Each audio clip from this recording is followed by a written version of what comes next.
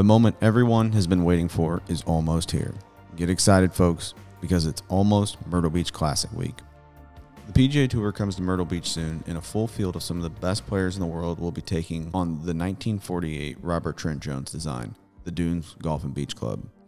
I know what you're thinking, everyone. David, we've already done a Player's Digest from the Dunes Club. You're right, but this one's going to be different. We are going to go hole by hole and show what these players are going to have to contend with throughout the tournament. A few housekeeping things before we get going. The Dunes Club will be playing anywhere between 74 and 7,500 yards. It will also be played as a par 71, with the 8th hole becoming a par 4. The first hole. Chances are this hole will be a driver or 3-wood for most pros, leaving them short irons or wedges for the approach. The rough will be growing up a good bit during the week, so short grass for the second shot is a must if they want to avoid the greenside bunkers. The second hole. A new tee box will add some serious length to the hole and give players a true decision to make off the tee. One thing to watch here during the week will be how far down players try to get their tee shots.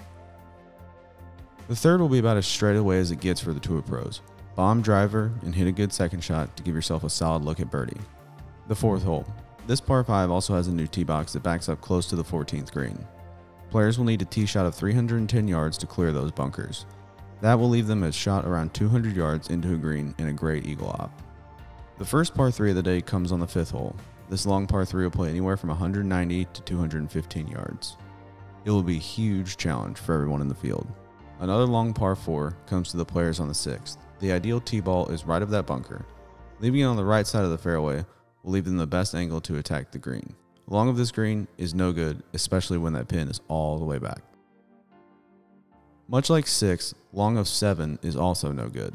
This par 4 can quickly become a major problem for someone if their second shot finds one of those deep greenside bunkers. What would be a par 5 for you and I turns into a long par 4 for the PGA Tour players on 8. I'd bet money you see a good amount of approach shots end up long of this green and end up in that freshly shaved area over the back.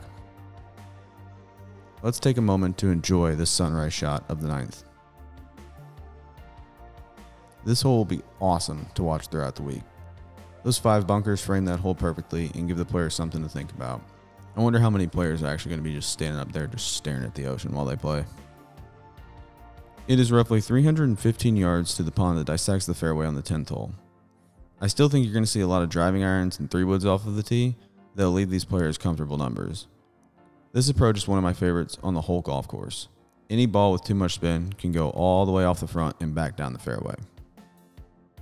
11 starts the famous 3-hole stretch named Alligator Alley at the Dunes Club. The 11th doglegs hard right at the bottom of the hill, and the green is surrounded by marshland, making it one of the most scenic approaches on the entire golf course. Another beautiful par 3 greets the competitors on the 12th hole. With marshland right, you'll see most players bail left. I'll be curious to see how long they play this hole each day. 13 is the final leg of the alligator. See what I did there? Anyway, Waterloo will play well over 600 yards for the pros, but I still believe they will all get close to the green in 2 depending on the wind. I'm sure we'll get to see a few friends like these hanging out on the banks throughout the week. They added another tee box on 14, making this play well over 450 yards.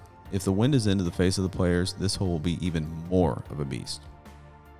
The next 2 holes are where a whole lot of tour pros are going to look to make up some ground, starting with the par 5 15th. This narrow hole will play less than 550 yards for the week, leaving most players dreaming of a big bird. Much like the 8th, long of this green will be shaved down, testing the player's short game. The 16th hole will be the only par 4 that plays under 400 yards the entire week. I won't be surprised to see a handful of players be able to drive this green. However, it's all wind dependent. There will be a lot of fans on 17, as you see from all the grandstands. This par 3 is perfect theater for fans to watch and cheer on their favorite golfer. A heck of a finishing hole awaits the best golfers in the world at the Dunes Club. The par 4 18th has a relatively wide fairway, but angles matter. Too far right or left, your second shot's blocked by trees. With grandstands being so close to the green, accurate approach shots are going to be the name of the game. I can't wait to watch players hit approach shots to that front pin location. That was a lot. A long time coming, but the PGA Tour is getting ready to be in Myrtle Beach for the first time ever. Tickets are still available for purchase.